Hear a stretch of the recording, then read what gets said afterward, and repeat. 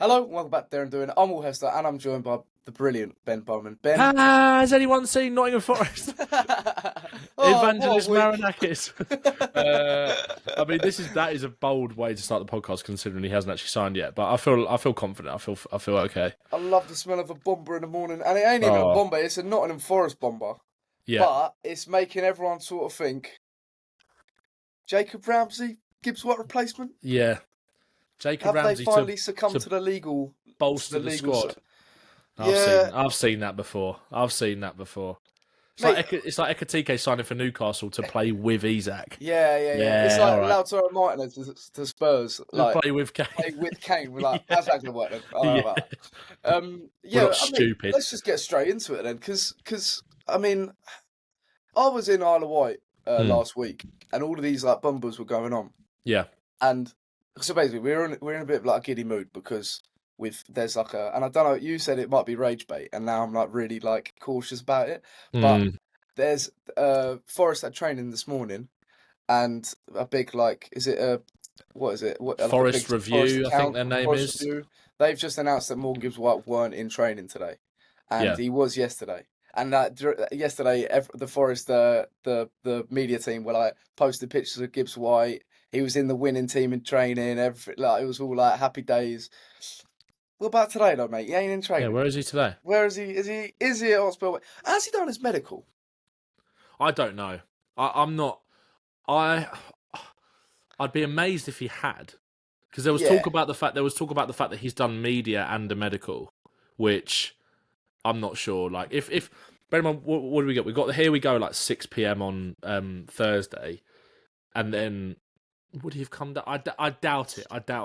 Bear in mind, they put the blocks on it like Friday morning. Yeah, I'd be surprised if he has done it.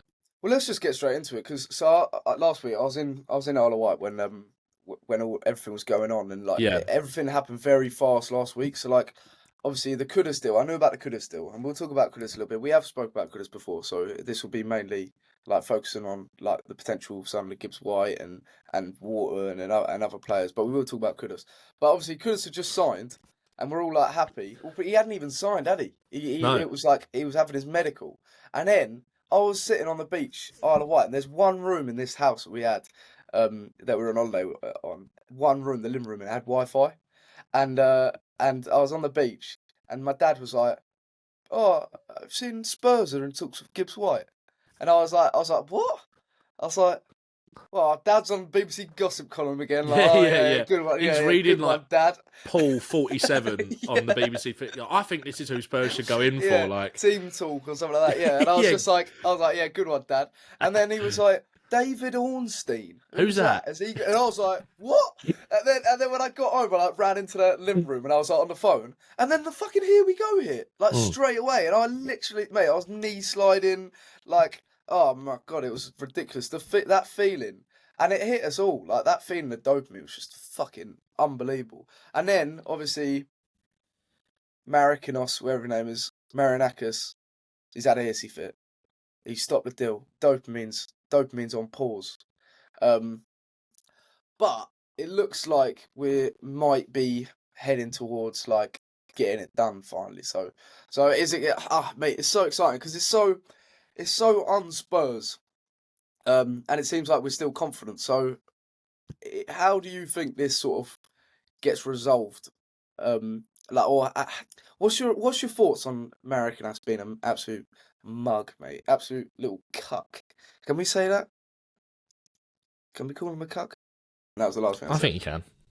I think you probably can call him a cuck. I think you can borrow Mohammed Kudus' little chair to sit on and watch Daniel Levy just dominate him in that courtroom, if it goes that far, for an alleged illegal breach. It's just, I've never... Look, we've been involved in our fair share of like bonkers transfer sagas at Spurs, but I genuinely think this is right up there.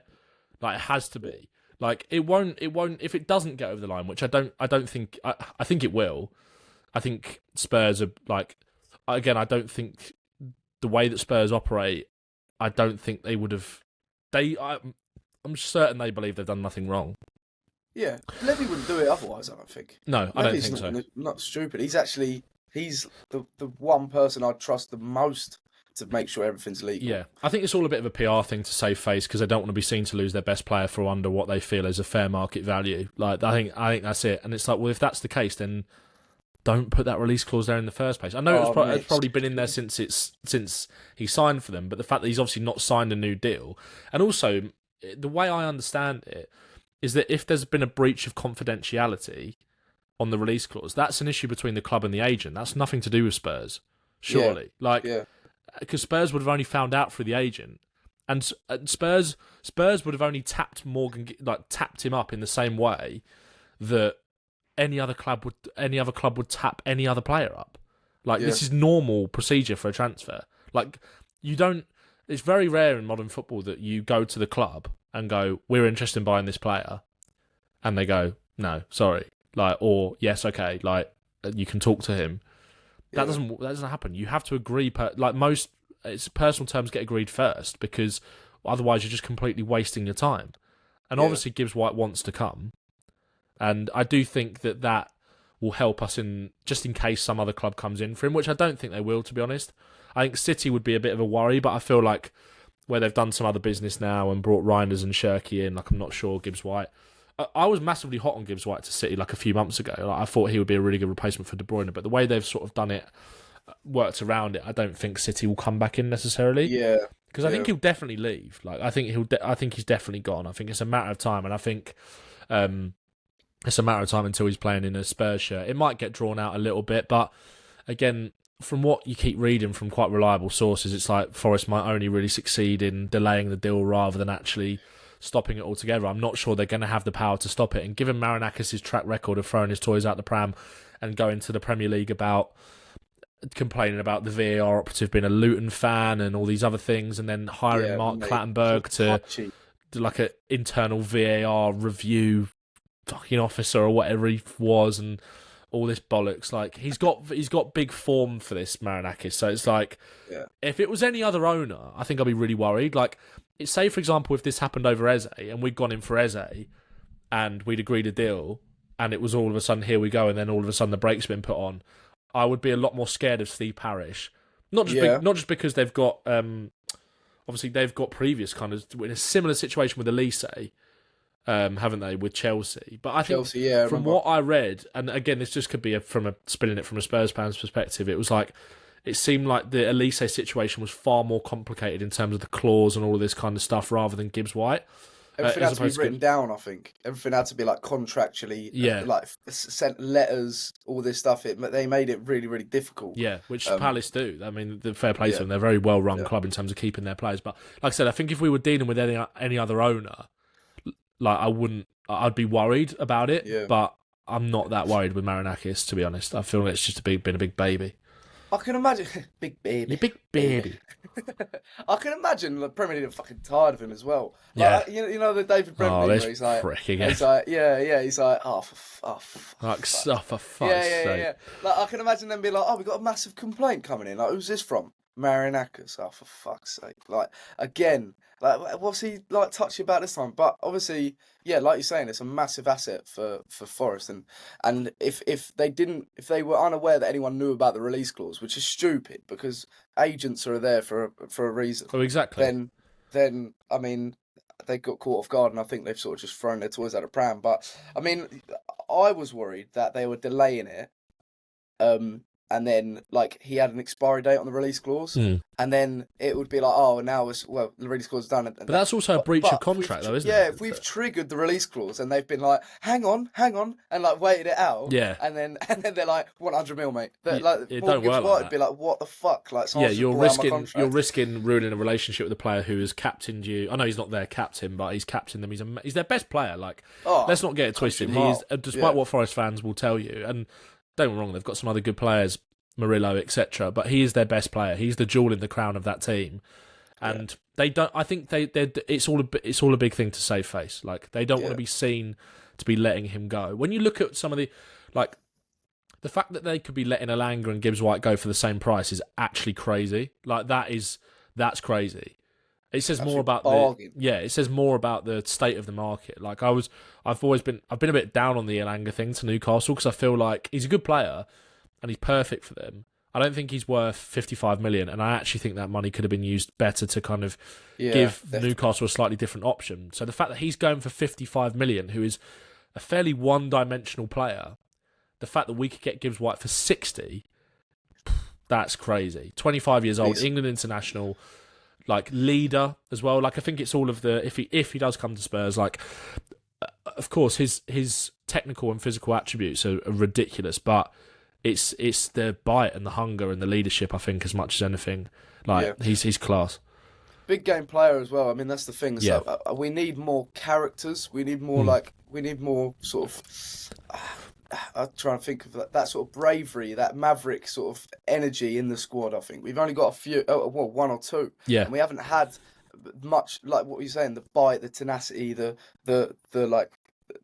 bravery to do something out of the ordinary. And Kudus and Gibbs White, two players that both have that, both incredible dribblers, both run at teams, both can play in transitional and sort of possession-based systems. This is kind of my biggest point with the whole transfer, and I think you nailed it with those 2 points, is like, we're building a squad that has character and personality, but we're also building a squad that is capable to tackle all game states. And I think Gibbs White and Kudus, as attacking signings, are like point towards that massively, because you could see Gibbs White playing a little bit deeper.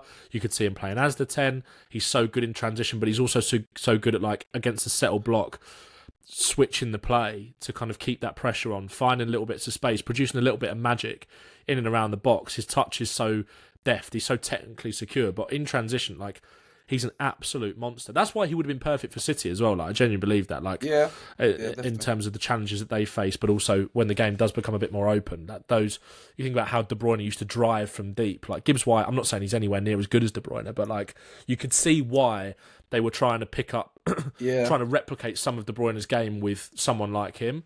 And Kudus as well, exactly. Like, again, his biggest threat probably does come in transition, but he also has that ability and presence of mind to produce a bit of magic against a team that is sat in. But this is why I'm so fascinated about pre-season. Like, I'm doing a video on it in a little while about like 5 things to kind of look out for. Like, because we're playing against a varied level of opposition, I think we're going to kind of see that put into practice. Like, obviously this Saturday we've got Reading, we've got Luton the week after, 2 kind of more warm-up pre-season games, and then we've got Newcastle and Arsenal, and then the Super Cup, and Bayern Munich as well. So it's like, are we going to see a mix of like possession-based Frank dominance? He wants to play on the front foot, be aggressive, but we're also going to see a mix of maybe a lower block counter-attack style of game, like back 7 pre-season game against Bayern Munich. Yeah, that's prepared for PSG. And also the fact that Frank's record is so good against these bigger teams as well. I think it's really good. I know, kind of going off on a tangent, but it links back to the fact that we've brought in these players who are so strong in all kind of game states.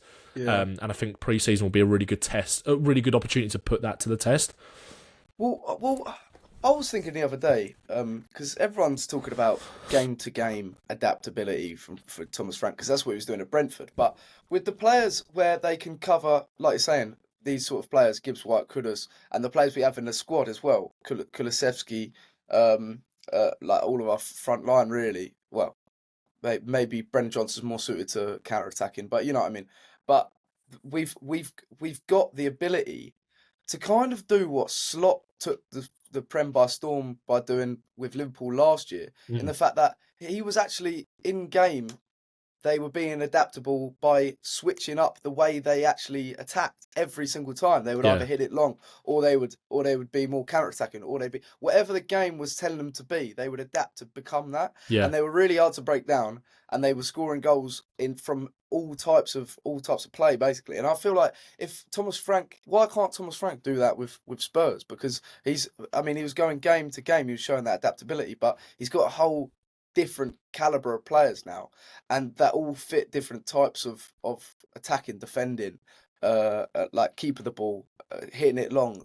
I'm actually really excited to see like the different sort of ways we go about breaking teams down next season. And also that's the thing, is like the worry about Frank, whether Frank will be able to like set up against a low block. We know Frank loves crossing. We know, we'll talk about the long throws like later, but like marginal games. But also, you've now got a team where if you could put Morgan Gibbs White in number 8, Kulusevski on the right, Kudus on the left, maybe. I'm just saying, like Solanke up front, Maddison 10, Porro at right back. how many creative passers do you have then? Yeah. In the team? And it's like, well, surely something like so many technical something's players. got to come off. Like, yeah, exactly. Yeah, so I'm all of a sudden, and this is the thing. It's so un-Spurs because Gibbs White on top of Kudus. I mean, when have we ever done that? And we'll talk about the financial sort of the raise in finances recently. But I want to talk to you about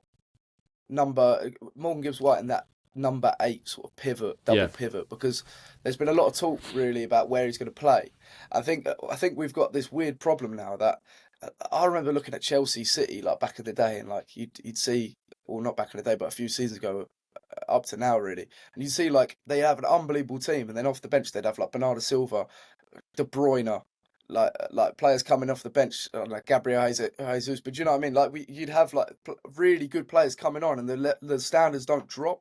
And now all of a sudden we get to be a team that has that same capabilities. And when the Premier League's so competitive, every single team. I mean, Ekitike going to Newcastle, like all these massive signings going to teams around us. I mean, this is what we need. So, do you think Gibbs White comes in to rotate with Maddison, because obviously his injury record, or Kulusevski in the 10, or do you see him maybe being maybe in that Bergvall role that we have, that we're thinking Bergvall will play, maybe him and Bergvall interchanging? How do you expect him to sort of be used or utilised in the setup? I think a bit of excuse me. I think a bit of both, to be honest. I think one thing that sort of has gone under the radar with this whole number 10 conversation is, despite the fact that, like, and I said from the jump, like, Maddison is absolutely perfect for that Damsgaard role in terms of that settled pivot behind him, allowing him the freedom and the space to kind of create, stay a little bit further up the pitch at times, kind of play up top with a striker and drop off him, and also drop deep when he needs to then create the space for people to run in behind. Like, Maddison loves doing all of those things. He loves being a natural number 10, but he also loves dropping that little bit deeper to get on the ball and drag players towards him to create that space. But also, the thing that does get massively overlooked, or did get massively overlooked, and I remember this is something that James Alcott brought up massively in his Frank setup video, it was like, the big thing that people are underestimating is how much Damsgaard can run. Like, his energy was so crucial. And Maddison, when you think about his injury record, is he going to be able to play with that intensity in that number 10 role for... I know he's going to get rotated at points anyway, but, like, say for argument's sake, 38 games a season, is he going to be able to do that? No, he's not. And I think it's going to be a bit of a case of, like, horses for courses. Like, different opposition will see him tweak it, which is, again, what we've kind of been crying out for a little bit, really. So I think there will be games where Maddison is 100% that number 10, especially when we're sitting against teams that are playing against teams that were sitting a little bit deeper. And Gibbs White probably as that 8, I'd imagine, with maybe it's difficult to say, like, with who would be the best partner for Gibbs White in that 8, because most of our midfielders are ball carriers. Gibbs White is another ball carrier. Like, I think we're still missing that kind of passer, that sort of deep passer, and we're going to come on to that in terms of the end. But we're getting pretty like stacked for midfield options, which again is very good when you consider the injuries that we had last year, but also. I don't know. I think there would definitely be games where Gibbs White plays in that 10, 100%. More games where we sit back a little bit more, use his transitional threat, use his ball carrying ability, maybe use Maddison off the bench when we need to try and pick the lock if we're behind or whatever, mix things up a little bit. Kulusevski can come into there as well, although I think Kulusevski will predominantly be used as a winger when you think about his crossing ability from that kind of half space or out wide. I think it'll be a mixture, and that's kind of sitting on the fence. But I definitely think we'll. But what's nice is we're allowing ourselves the options to really mix it up. You can imagine Bentancur being partnered really nicely with Gibbs White. Bentancur's interception numbers are really, really good. Good at breaking up the play and then just giving it to the guy to then drive. Bergvall and Gibbs White are quite similar, I think, probably in what their best strengths are in terms of that ball carrying ability and robustness in the challenge, and Bergvall's only going to get better. You could probably play them both together at times as well if the game suits it, given how good Bergvall is at reading the play and breaking it up as well. And that's his defensive numbers are only going to improve as well. And again, I think when you've got a more settled structure, if you're playing more of a double pivot, given the fact that Gibbs White's defensive numbers are really good as well, he's so hungry to win the ball back. He's such a monster going back the other way as well to on the recovery. He's not your natural defensive-minded number 8, but he can definitely do a lot of it, given the fact that he's got so much in the tank. I don't know. It's nice. We've got a really good blend of options. I just think we're missing that passer probably from deep in midfield, but. Yeah. I think we've got really nice options to mix it up a little bit. I think he'll play both 8 and 10. Also, from a pure vibes point of view, in the Champions League next year, like Champions League players that light it up on a big stage under the lights, like evening games. Thinking about that black kit we got. Yeah. Like you need personalities in Champions League. Like you see PSG mate. Literally won it by having all these sort of flair personalities where they can just grab a game by the scruff of the neck. They can try things. Look how Morgan Rogers adapted to the Premier League, to the Champions League for Villa, and the Premier League, and the Premier League initially, and then the springboard to then go into the Champions League. Yeah, you're bang on. But like that he took the. I mean, he was a bit of an anomaly because he came from the Championship, but he took the Premier League and the Champions League by storm just from having the personality, that sort of maverick personality to do what he was doing, driving taking the game by the scruff of the neck, driving at players, being doing all types of tricks and like having that flair to sort of I mean I can't wait if he does come, and we got the here we go. Yeah. So that means that he's agreed, everything's agreed pretty much. They just need to sign a contract. Sign the contract, big boy. Sign the contract. And also David Ornstein's just kept signing. So that's also a positive. He ain't come in and being like, no, it's in jeopardy. Forest have legal. He would be one of the first people to be like, Forest have legally, and they're confident that they'll get this. Do you know what I mean? I'm sorry. Yeah, I'm confident a little bit. No, I agree. Yeah, I do agree with you. And he's just stayed silent, and that's kind of a good sign because he just doesn't jump in unless something's really changed. Yeah. He won't jump in. He said his part. He said that they've agreed, and it's like he broke it, and then he's saying how it's like. When Ornstein knocks, it's a different knock. Yeah, if we get a dagger from Ornstein, then it's over. But then we got that with Porro as well, didn't we? Like he said, the Porro deal was off, and then like, but I think something you said there, something we sort of touched on at the start as well. The intangibles of players like those two, Kudus and Gibbs White, especially Gibbs White, I think, are almost as important as the technical quality and what they bring as footballers. It is that personality. It is those things that you can't quite. Stats can't define those things. Like, especially on big Champions League nights. This is an England international now. Like you said, I think Rodgers is a really good comparison. Again, sometimes in the Champions League, when you're playing against teams, if you're playing against a better team, for example, like there's going to be a lot of better teams than us in the Champions League that are going to want to come and press on to Tottenham and going to want to say, we're the big boy here. Like, if we were to, like, that's why I'm quite excited about the Super Cup, because it's like PSG will be aggressive against us. And then it's like, if we're compact, we press them at times as well, which is how Chelsea showed that they could get at them. We're brave, but also at times where we're solid. We've got the ball-carrying ability to get up that pitch and also not dominate that midfield, but we've got the physical ability to impose ourselves on Vitinha, João Neves, etc. as well. When you've got Gibbs White in there, you've got someone like Assar in there, you've got Bergvall. These players aren't going to be scared of those kind of situations. And it does, like, I think there's a lot, in this sort of, in these two players coming in, there's so much positive stuff that can't be defined by the stats. And I just think Gibbs White on those big Champions League nights, if he does come, I think you're right, will totally shine through. But it's going to be so interesting. Like, I'm so excited for pre-season now, because we've got a manager that we don't really know how he's going to necessarily set up. We'll play to the strengths of his players and the weaknesses of the opposition. Also, if you believe what you read, was so pushy in the Gibbs White deal. He was the one that really wanted it. It was him that drove it in terms of wanting him. You've got a player coming in when you've maybe got question marks about, where's he actually going to slightly fit in? He desperately wanted him. It just makes it all really exciting, like, I think, and I'm buzzing. I'm really excited about what Spurs are kind of building and doing to adapt to all game situations, and just like with the personality of these guys as well. It's so exciting. Jacked into the big plan. I'm jacked into the big plan. 100%. I think we should just trigger the Murillo release clause as well. Just fucking have that, mate. We need a left centre back. Go on, have that. Yeah, why Murillo, not? come join us, mate. I think this could be the end of it. If we do, if this deal does get done, I think this could be the end of Spurs and Forest business for a long time. Yeah, we just took Brennan Johnson, Spence, Gibbs White. That's enough. That's enough. I hope they get relegated. I hope you get relegated. But relegated. I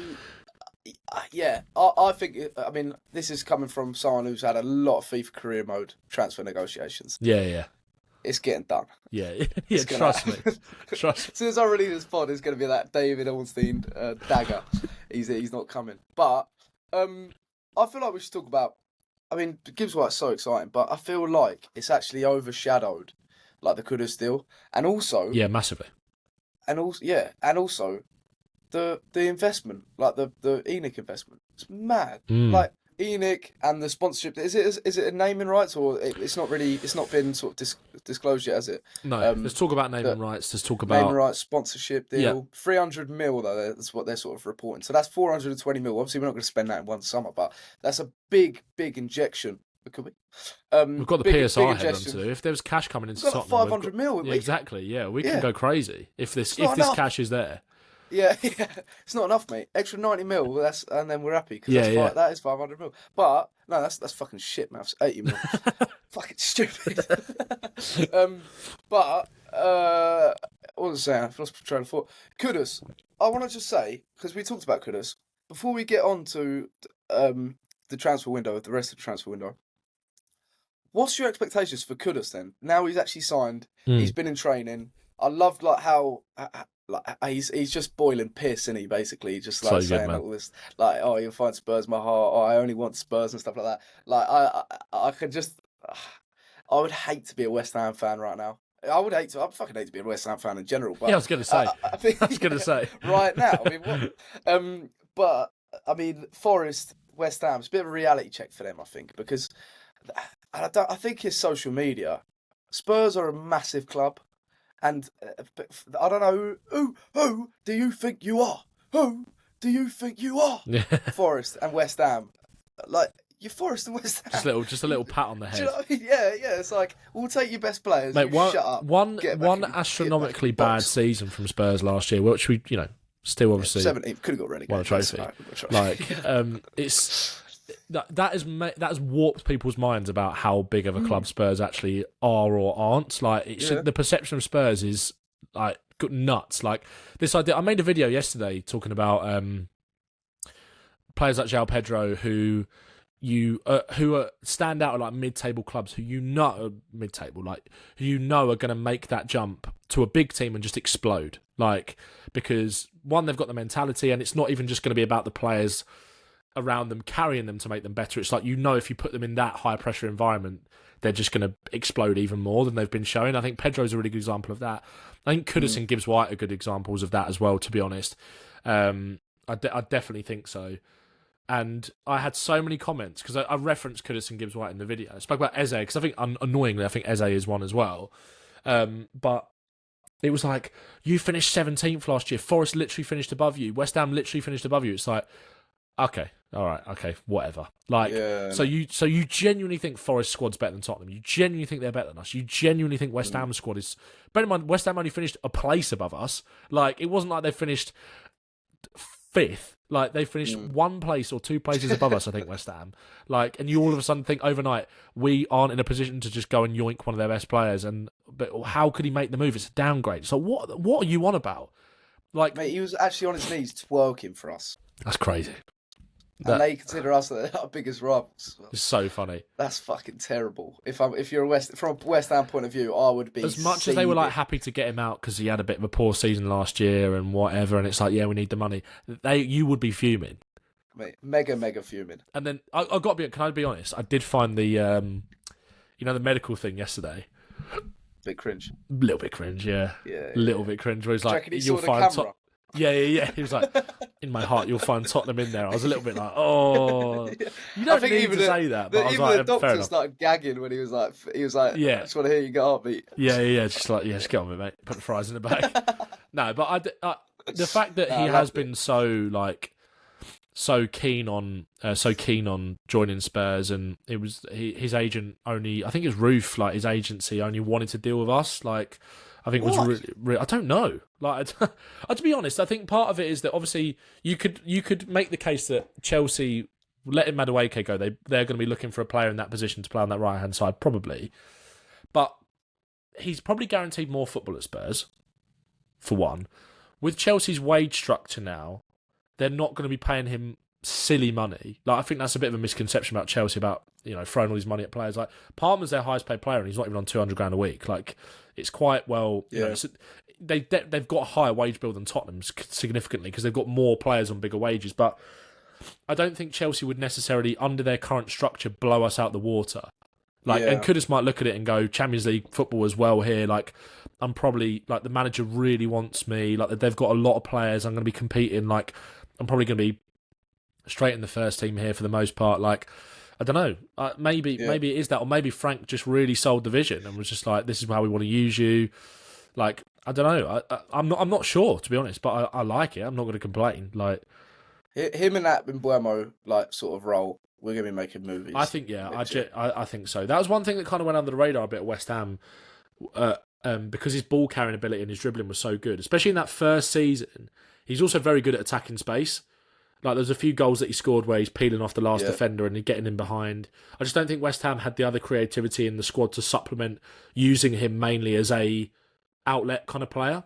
When I say outlet, I mean running into space. I don't, like, obviously you can be an outlet in different ways, but using him as an Mbeumo type player where they thrive more running into space. Johnson as well. Like, I think so much of the ball carrying responsibility to get West Ham up the pitch kind of fell on his door because of his strength, when actually, and obviously Spurs want to play to that strength as well. You want him deep, you want him carrying the ball from our half into the final third, but also, like, you can, I think, when the game does become a bit more open, bear in mind we've got other strong ball carriers like Gibbs White now as well. I think you can use Kudus in a bit more of a off the ball role too, whether that's off the right or the left. I think you can kind of balance it nicely.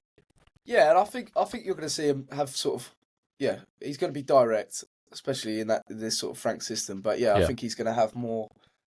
I mean, he's such a good ball striker as well. It's such an underrated asset that he has. But Frank doesn't like shots from outside the box, does he? So no. So we're never going to see him shoot from outside the box. Yeah, that's true. No, but I mean, just like on the edge of the box. I mean, who would you rather have a shot as a goalie? Who would you rather ping one at you from the edge of the box? Gibbs White, Kudus, Son, if he stays. Yeah, it's like picking who you'd least like to sleep with your wife, isn't it? Whatever Gary Neville said back in the day. We've got that's the thing with, like, I always thought this with Kulusevski, because I think Kudus and Kulusevski profile quite similarly, and I think will be tasked with similar roles at times at Spurs. But I do think Kudus will be used off the ball more than Kulusevski. I'm not saying it's going to be his primary role, but I think Kudus is better at attacking space, so he's probably got a bit more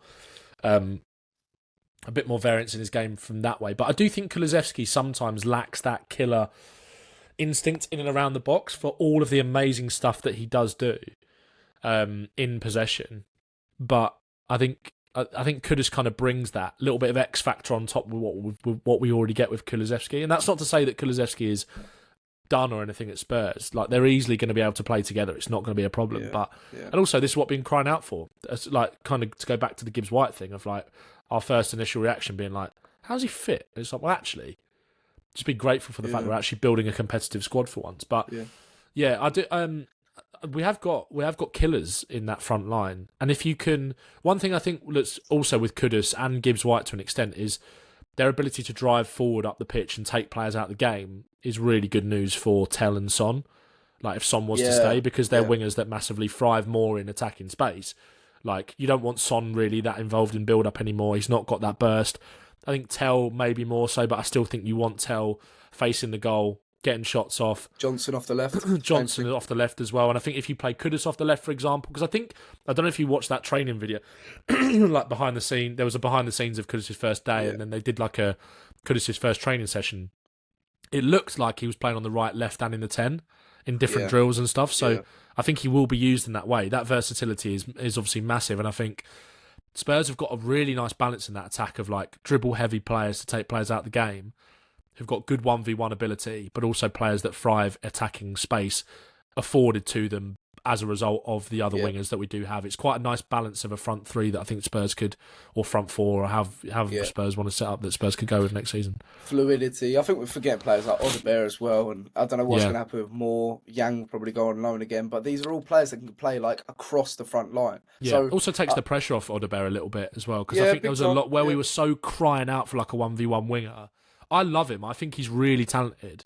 And I think actually, hopefully having because one thing I said consistently throughout the under-21 Euros when I was watching France, I was like, you can see Teller's got like the balls to grab a game, like for some of his faults, like he's got that. He believes in his own hype, and that's good. That's a good thing.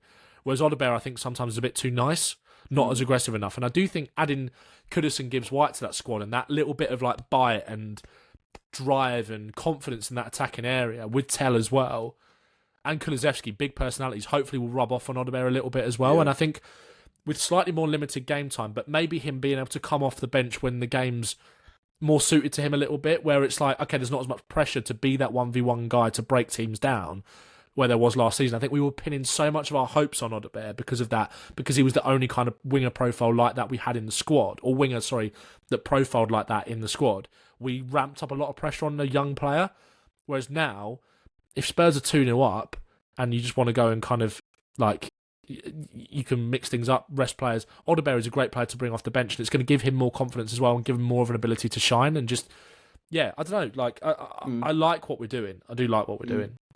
We just got a little dagger, by the way. Gibbs White is at Forest today and training, despite other reports. Tom Barkley, man, why'd you have to bring him down? Come on, Tom. That's all right. It doesn't really change anything. Nah. But we got baited, I think. Yeah, we did. We did. It's fine. It's fine. It's fine. When he's holding the shit up, who's getting baited now, mate? Yeah, exactly. I mean, also, if you start with like Kulusevski, Maddison, you have that ball retention, and then you're thinking we need more energy, and you bring on Kudus and Gibbs White onto the pitch. It's like that transformative sort of energy bite they both got, and vice versa. Like if you want to keep the ball a little bit more, or you want to control the game, win fouls, Kulusevski and Maddison off the bench as well. It's perfect. Anyway, Kudus. We've talked about Kudus. Talk about Gibbs White. We got a question from Matt Sapala. And he's talking about, obviously, the cash injection. Does this...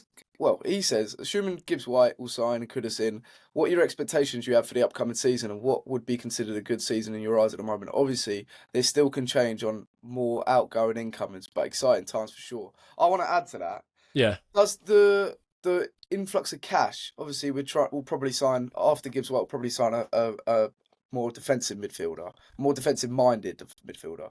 Yeah. Does this sort of like this cash injection raise your expectations for the window of the caliber of players and the upcoming season? A little bit, yeah. I think so. I do think so.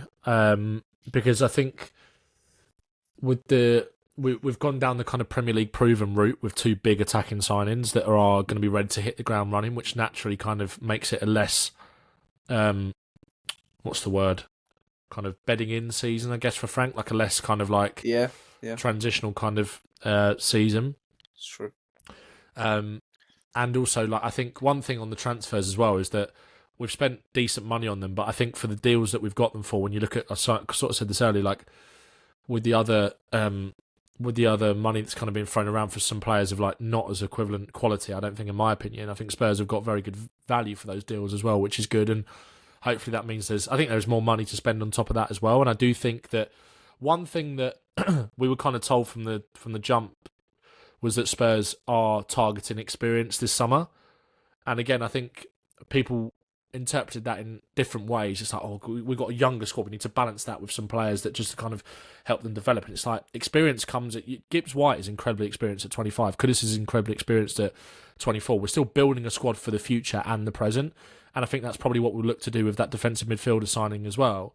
And I think that is kind of still the missing piece a little bit. Someone who is a bit more of a deep passer, someone who can play between the lines, someone who can get us from... someone who can get us play through the press, and we've got that with Romero anyway. And I think if Romero stays, it's not, that profile maybe isn't quite as important, but I definitely think it would be nice to add that sort of balance when you think about the other defensive midfielders we have. And I think if we can add a quality one of those, I think on top of what we've already done, I think that would represent a shift in expectation. I definitely think, and I think that top four is really settled. I think Arsenal, Chelsea, City, Liverpool.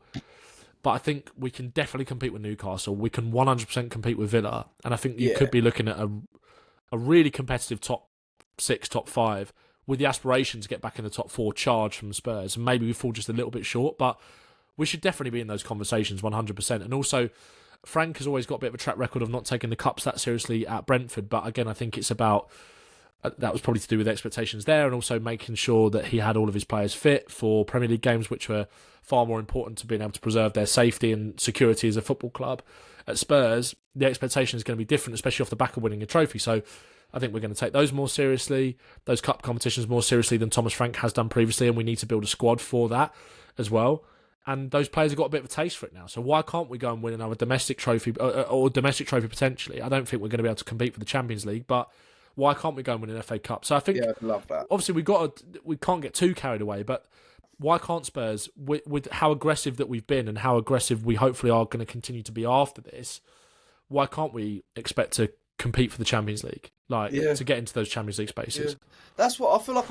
I feel quite secure in the league spot. I mean, normally it's top 5. I could see us getting 5th place. Because Thomas Frank, he knows how to sort of overachieve in the league. I'm more intrigued to see what we could do in the cup competitions, like how serious, like you're saying, how serious he does take that. But we've got massive depth now, and I mean we haven't even gotten to outgoings because there hasn't been much. Many rumours. We got. I'm just a bit cautious of time because you got to go, Ben. But we've had so many questions. So everyone, thank you so much for getting your questions in. Yeah, thanks, guys. And I'll tell you what we'll do, because we had so many, we'll save a lot of these for another pod, and maybe a Q&A, or because we've got so many about youth players, what we do with Bergval, the throw-ins, the throw-ins and stuff like that. I saw Jack Enoch out asked about the throw-ins and stuff. But what was interesting is there's a few murmurs from the sort of ITKs about us sort of tapping up or inquiring about Adam Wharton. I do think, not to bring the mood down, but I feel like people, I feel like people are getting a bit carried away with this sort of money, influx, that we're gonna just go splash Declan Rice money on Wharton. I mean, we might be able to, but I just don't see us out of the blue just acting like that after signing Gibbs White, Kudus, and then going 100 plus. Because there's someone asking, I'm trying to find a question, but I can't find it.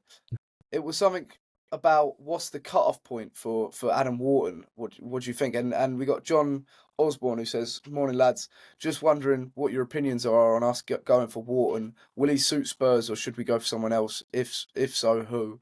Love the pod, and Ben, I'm incredibly jealous of you seeing Fontaine's. Hope it was a good one." It was good. But sorry for the person that asked about the cut-off point. Was it this one? What is the magic number when Wharton is just not happening? We know we pay 60. What about 80? I think 90 plus. I can't see anything. I can't see us going. Yeah, they won't. Yeah, you might get in the door at 80 odd, but it won't get done for that.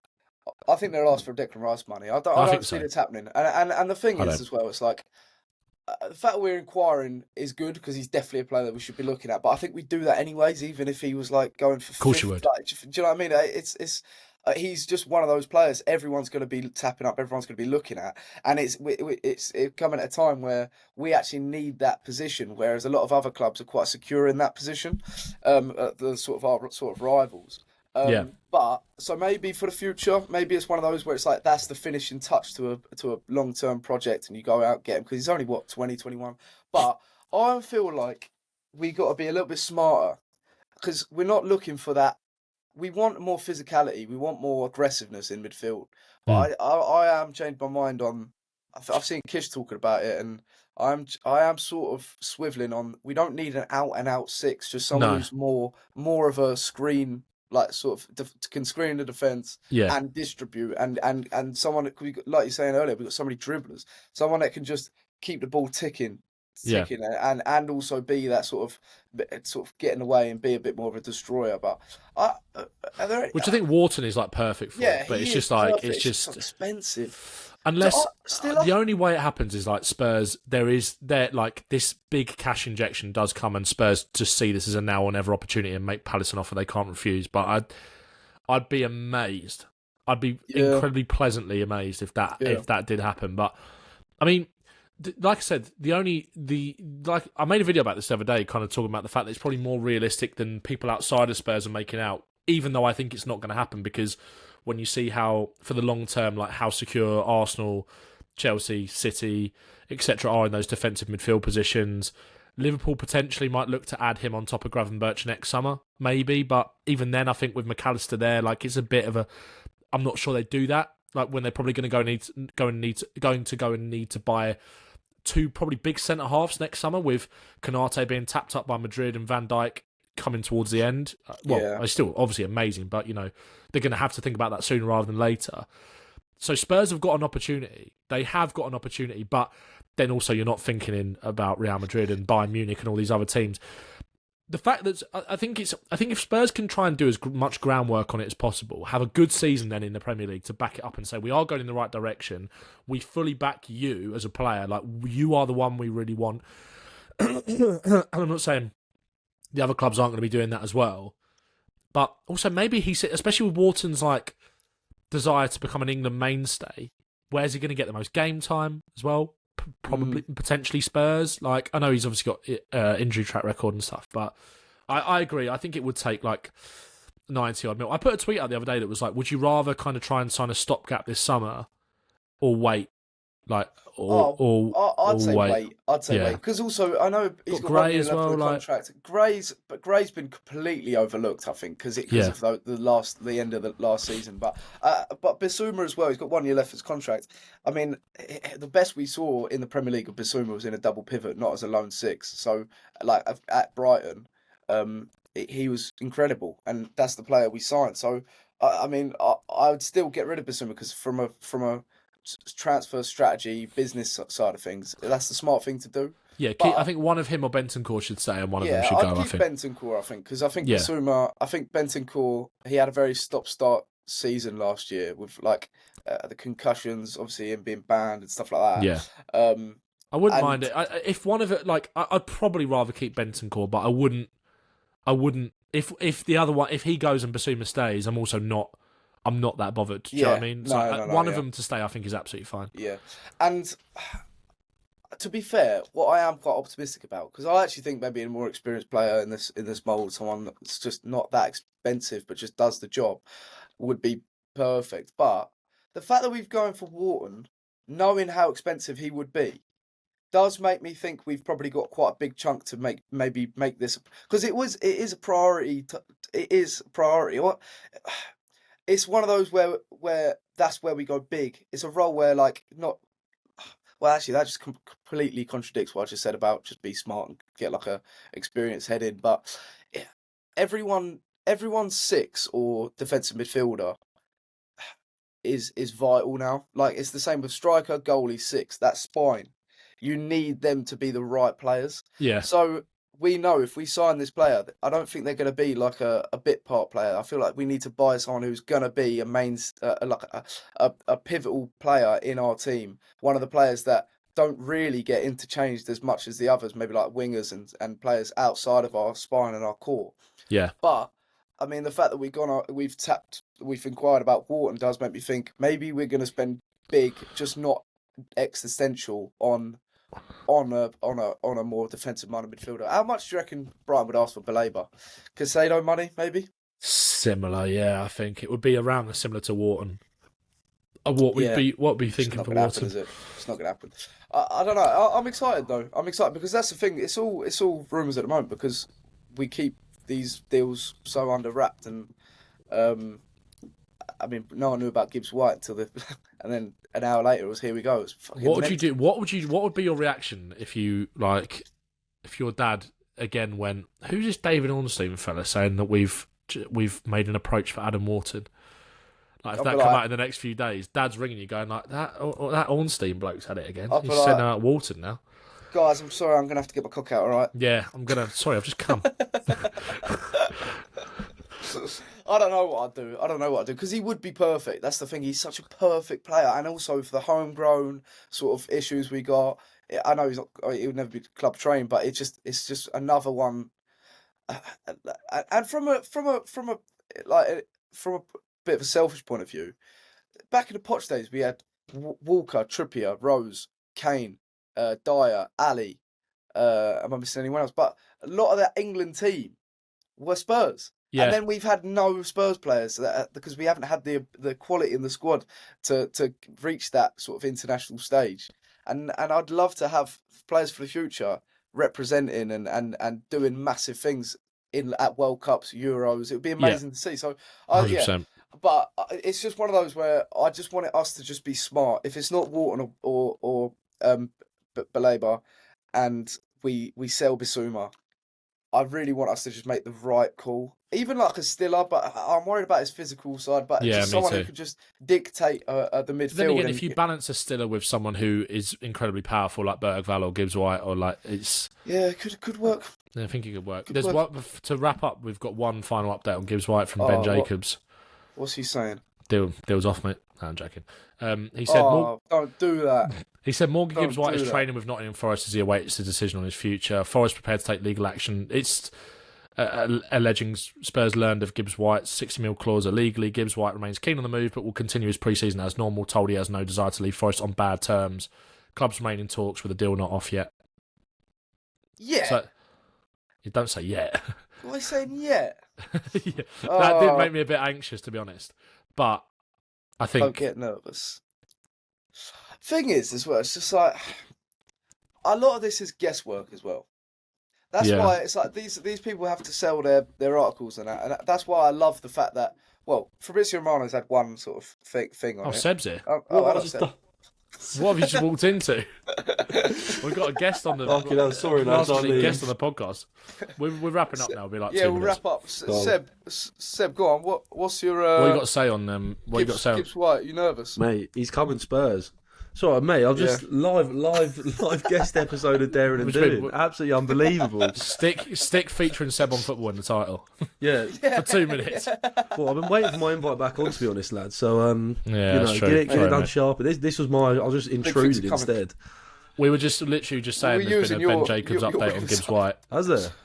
Yeah, he just said that he's training with Forest as normal as he awaits clarification on his future. Forest prepared to take legal action. Legend Spurs learned of his clause illegally. Gibbs White remains keen on the move, but will continue his pre-season as normal. Told he has no desire to leave Forest on bad terms. So we all fell for that tweet this morning then. Yeah, clubs remain in talks with a deal not off yet. Yeah, that's what I'm thinking. I don't like that. Yeah, but I think it'll be fine. Yeah, I'm not convinced. I'm not convinced. I've just got a bad feeling about it for some reason. You just said 2 seconds ago that he's coming Spurs. Yeah, he's coming Spurs, but I've still got a bad feeling about it. I reckon it's gonna take like a month, maybe. I reckon we could be waiting a long, long time, but yeah, we'll see. Yeah, right. I'll leave you boys to wrap up the podcast. Enjoy, lads. Yeah, we're literally just finishing up. All right, come. Yeah, in a bit, Seb. Bye. See you later. Seb feature. Yeah, that's class. That's absolutely class. Thing is, it's right. Like, it's not Spurs if you're not worried about this. You're not Spurs if you're not like petrified that it's going to fall through. But that's a bit sour. That it's pissed me off a little bit. Yeah, does make me a little bit nervous. I don't get nervous. I'm starting to get a little bit shaky. Anyway, Ben, I'll leave you to it, mate. Thanks, mate. Hopefully, fingers crossed, next pod, it's done. He's holding the shirt up. I feel like it's just one of those where it's like guesswork and we'll have to, like, it's just... Yeah.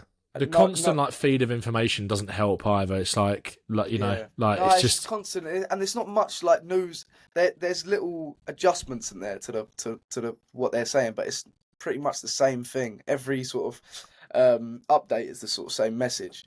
Let's just see. Let's just give it time. I don't think it's going to happen over the next couple of days, but hopefully it's that. Ben, legend, everyone, thank you so much. Don't forget to like, subscribe, and hit the follow. Also, leave a comment. Yep. And sorry if we haven't got back to the questions because we'll do another episode. Because some of them are really, really good. Nice one. So everyone, thank you so much, Ben. Catch you later. All the best. Up Spurs.